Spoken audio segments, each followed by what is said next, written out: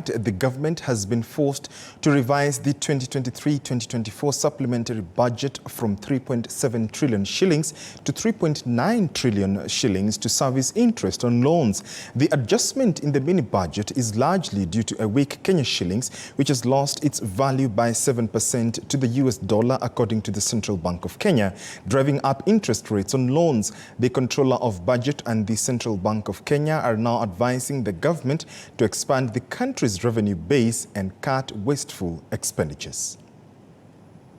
The depreciation of the Kenya shilling against the US dollar, now standing at 7.2%, according to the central bank, has played a part in the 2023-2024 supplementary budget, expected to rise to 3.9 trillion shillings from 3.7 trillion shillings in June. According to the National Assembly Budget Committee, 145 billion shillings in the new budget estimates will be used to pay interest on loans.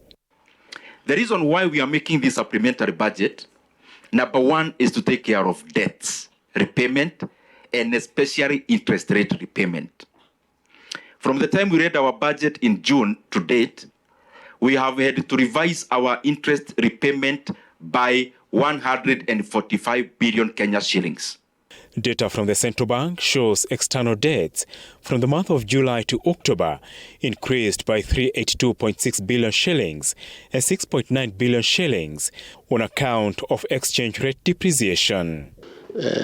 I know its government is very committed to fiscal consolidation, and we would encourage continued revenue mobilization and containing unnecessary expenditures.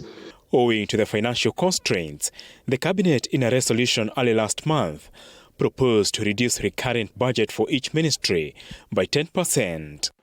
What has really brought our inflation at a manageable level is the food inflation. Unfortunately, the side of the fuel inflation continue now to decimate the same gains you are getting in agriculture. But hopefully going forward, once the fuel prices stabilize globally, we will be in a good position. The country is also grappling with expensive loans from the local market, whose target for the 2023-2024 financial year was 316.9 billion shillings. Apul Kamau, TV47.